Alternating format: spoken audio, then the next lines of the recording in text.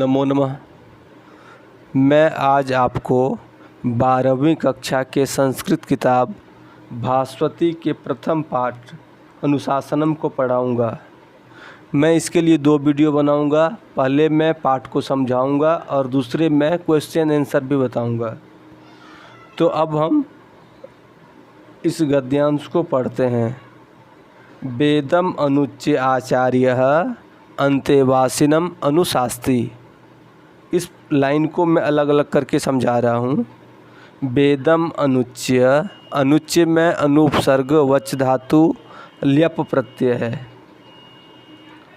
अनुपसर्ग वच धातु ल्यप प्रत्यय, इसका अर्थ हुआ बोलकर, संबोधित करके, वेद को संबोधित करके। आचार्य गुरुजी, अंतेवासिनम, अंतेवासी का अर्थ होता है छात्र, अनुशास्ति उपदेश कर रहे हैं, छात्र को उपदेश दे रहे हैं। अंतेवासी का अर्थ होता है अंते वसति इति अंतेवासी। अंत का अर्थ होता है नज़दीक, अर्थात जो गुरु के नज़दीक रह के पढ़े उसे अंतेवासी बोलते हैं। पहले गुरुकुल परंपरा थी, विद्यार्थी गुरुकुल में ही रहकर, गुरु की नज़दीक ही रहकर अध्ययन करता था, इसीलिए अंतेवासी शब्द का प्रयोग किया गया है। अब आगे है, क्या उपदेश कर रहे हैं? सत्यम वद, सत्य बोलो। बद धातु, बद है, बद धातु लोट लकार मध्यम पुरुष एक वचन, अर्थात तुम सत्य बोलो। धर्मम चर, चर भी लोट लकार, चर धातु लोट लकार मध्यम पुरुष एक वचन का है। धर्म का आचरण करो, क्योंकि आदेशात्मक वाक्य है। स्वाध्यायान मां प्रमदः, स्वाध्याय से प्रमाद न करो। स्वाध्याय का अर्थ होता है अभ्यास, रिवीजन, अर्थात जो मैं पढ़ूं उसका नित्य अभ्यास करूं, रिवीजन करूं, ताकि वो मेरे ध्यान में हमेशा रहे। तो स्वाध्याय के प्रति प्रमाद न करो, अर्थात स्वाध्याय के प्रति आलस्य न करो। आगे है, आचार्याय प्रियम धनम आहृत्य प्रजातंतुम मां व्यवच्छेदसी। जो लाइन बच रहा है वो अभी आगे आएगा। आचार्याय प्रियम धनम आहृत्य, आ गया। आचार्याय पहले वाले लाइन में था। आचार्याय प्रियम धनम, आचार्य का प्रिय धन, आहृत्य, आहृत्य का अर्थ होता है देकर। प्रजातंतुम मां व्यवच्छेदसी, अर्थात आचार्य को प्रिय धन देकर प्रजातंतु, प्रजातंतु का अर्थ है वंश परंपरा, उसका उच्छेद ना करें, अर्थात आचार्य को धन ना दें। धन देने की परंपरा उस समय नहीं थी। सत्यान न प्रमदितव्यम, सत्य से प्रमाद न करें, अर्थात सत्य के प्रति आलस्य न करें, हमेशा सत्य का आचरण करें। धर्मान न प्रमदितव्यम, धर्म के प्रति प्रमाद न करें। यहाँ पे सत्यान्न, धर्मान्न, इसका संधि विच्छेद आता है, तो सत्यान्न इसका संधि विच्छेद होगा। सत्यात प्लस न, धर्मात प्लस न, ये व्यंजन संधि है, पर सवर्ण संधि है व्यंजन संधि में। यहाँ पे पर में न है, तो पहले वाले सत्यात के त को भी न हो गया है। तो ये 2 समझ गए, सत्यान्न प्रमदितव्यम, धर्मान्न प्रमदितव्यम। अब आगे है कुशलान न प्रमदितव्यम, कुशलता से प्रमाद न करें। कुशलता अर्थात निपुणता। अगर आप किसी कार्य को करते हैं, नए नए कार्य को, तो करते रहने से उस कार्य के प्रति निपुणता आती है। तो अगर आप किसी नए कार्य को करने से बचेंगे तो आपको उसके प्रति कुशलता नहीं आएगी, निपुणता नहीं आएगी। इसीलिए कुशलान न प्रमदितव्यम, अर्थात नए नए कार्य को करते रहना चाहिए ताकि आपको उस कार्य के प्रति कुशलता है, निपुणता है, आप उस कार्य को जानें। अब इसका मतलब ये नहीं है कि आप गलत कार्य सीखने लगें, मतलब जो समाज के प्रति हितकर कार्य हो उस कार्य को सीखें, ये मीनिंग है इसका। भूत्य न प्रमदितव्यम, भूति का अर्थ होता है ऐश्वर्य, भूत्य चतुर्थी एक वचन का है, अर्थात ऐश्वर्य के प्रति, धन के प्रति, भूति का अर्थ धन भी है, धन के प्रति प्रमाद न करें। स्वाध्याय प्रवचनाभ्याम न प्रमदितव्यम, स्वाध्याय और प्रवचन के प्रति, ये भी चतुर्थी का रूप है, स्वाध्याय और प्रवचन के प्रति न प्रमदितव्यम, प्रमाद न करें। आप एक एक लाइन को ध्यान से देखते चलें। आगे है देव पितृकार्याभ्याम न प्रमदितव्यम, देवता और पितृकार्य में भी प्रमाद न करें। मातृदेवो भव, माँ देवता के समान हैं, अर्थात देवता हैं, इसीलिए माँ का आदर करें। पितृदेवो भव, पिता देवता के समान हैं, देवता हैं, इसीलिए पिता का आदर करें, पिता को आदर दें, सम्मान दें। आचार्य देवो भव, आचार्य देवता हैं, इसीलिए आचार्य अर्थात अपने गुरुजी को भी देवता के समान माने और उन्हें सम्मान दें। अतिथि देवो भव, अतिथि भी देवता के समान माने जाते हैं, इसीलिए अतिथि को भी सम्मान दें। अतिथि का अर्थ होता है जिसके आने का दिन निर्धारित ना हो,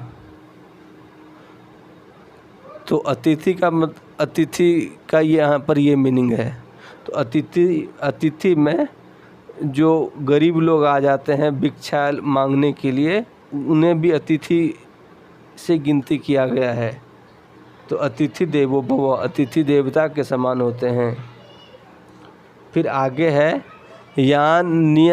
यान्य नवद्यानि कर्माणि, यान्य नवद्यानि को अलग अलग करेंगे। यानी अनवद्यानि कर्माणि, अनवद्यानि अर्थात अनिंद्यानि, अर्थात जिस कार्य को करने से निंदा प्राप्त ना हो ऐसे कार्य को। तानि सेवितव्यानि, ऐसे कार्य को करना चाहिए, अर्थात जिस कार्य को करने से निंदा न मिले, समाज में निंदा ना हो, ऐसे कार्य को करना चाहिए। नो इतरानी, इतर अर्थात उससे अतिरिक्त, अर्थात जो निंदनीय कार्य है उसे नहीं करना चाहिए। आगे है यान्यस्माकम, इसका संधि विच्छेद है, यानी अस्माकम, यान्यस्माकम का संधि विच्छेद है, यानी प्लस अस्माकम, और यहाँ पे यान्यन नवद्यानि का था, यानी अनवद्यानि संधि विच्छेद। तो यान्यस्माकम, जो हमारे सुचरितानि तानि त्वयोपास्यानि, अर्थात जो मेरे सत्कर्म हैं, जो मेरे अच्छे कार्य हैं, तानि त्वयोपास्यानि, त्वयोपास्यानि का संधि विच्छेद है, त्वया प्लस उपास्यानि, यहाँ पे गुण संधि हो गई है, त्वया उपास्यानि। तो जो मेरे अच्छे कार्य हैं उसकी उपासना करनी चाहिए, अर्थात वैसे ही कार्य को तुम्हें भी करनी चाहिए। नो इतरानी, इससे इतर कार्य को नहीं करना चाहिए। अथ यदि ते कर्म विचिकित्सा वा वृत्त विचिकित्सा वा स्यात्, अर्थात यदि तुमको कर्म विचिकित्सा, अर्थात किसी कर्म के प्रति किम कर्तव्य मूढ़ता हो, अर्थात मैं ये कार्य करूं या वो कार्य करूं ऐसी शंका उत्पन्न हो। वृत्त विचिकित्सा, वृत्त का अर्थ होता है रोजगार, अपने रोजगार के प्रति शंका हो कि मैं इस कार्य को करूं, इस रोजगार को चुनूं अथवा उस रोजगार को चुनूं, ऐसी स्थिति में, अगर ऐसी स्थिति बने तो ये तत्र ब्राह्मणाः संवर्षिणः, यहाँ पे ब्राह्मण का अर्थ है पंडित, विद्वान। ऐसी स्थिति में जो वहाँ पे विद्वान हो, संवर्षिणः जो धैर्यवान हो, युक्ताः, युक्ता अर्थात विविध शास्त्र को पढ़े लिखे हों, आयुक्ताः स्वतंत्र निर्णय लेने में समर्थ हों, अलुक्षा, अलुक्षा का अर्थ होता है कोमल, अर्थात कोमल हृदय वाले हों, धर्म कामाः धर्मपरायण हों। ऐसे ब्राह्मण को, अर्थात ऐसे जो विद्वान वहाँ पे हैं, यथा ते तत्र वर्तेरन, जो इस स्थिति में जिस कार्य को करते हैं, अर्थात उनके साथ भी कभी ऐसी स्थिति आती है तो वो उस स्थिति में वो जो कार्य कर रहे हैं, तथा तत्र वर्तेथाः, वैसे ही तुम्हें भी कार्य करनी चाहिए। अर्थात ऐसी स्थिति में पंडित अर्थात अपने आप टीचर्स से, अपने गुरुजी से बात करेंगे कि मुझे इस स्थिति में क्या करना चाहिए, और उनके सुझाव के अनुसार ही उस कार्य को करें। इसका ये अर्थ है। ऐसा आदेश, यही वेद का आदेश है। ऐसा उपदेश, यही तुम लोगों को उपदेश दिया जा रहा है, यही उपदेश है। ऐसा वेदोपनिषद, यही वेद का उपनिषद है। वेदोपनिषद का संधि विच्छेद है वेद प्लस उपनिषद। उपनिषद शब्द स्त्रीलिंग है, इसीलिए ऐसा शब्द का प्रयोग है। एतद अनुशासनम, अनुशासनम का संधि विच्छेद है अनु पश्चात शासनम इति अनुशासनम, अर्थात जो हम अपने माता पिता से जीवन में सीखते हैं, बच्चे में सीखते हैं, उसी का हम अपने जीवन पर्यंत अनुकरण करते हैं, तो यही अनुशासन है। तो यहाँ पर ये वेद का अनुशासन है, ये बतलाया जा रहा है। एतद अनुशासनम। आगे है एवं उपासितव्यम, एवं उपासितव्यम, अर्थात यह उपासना के योग्य है, अर्थात ये जीवन में व्यवहार के योग्य है। एवं चैतदुपास्यम, एवं च एतद उपास्यम, अलग अलग करेंगे तब होगा। एवं च, इस प्रकार मुझे इसकी उपासना करनी चाहिए, अर्थात वेद में जो कार्य कहा गया है इस कार्य को मानना चाहिए। इस प्रकार ये हमारा पाठ समाप्त हो गया। अब दूसरे वीडियो में मैं इस पाठ के क्वेश्चन आंसर को बताऊंगा। धन्यवाद।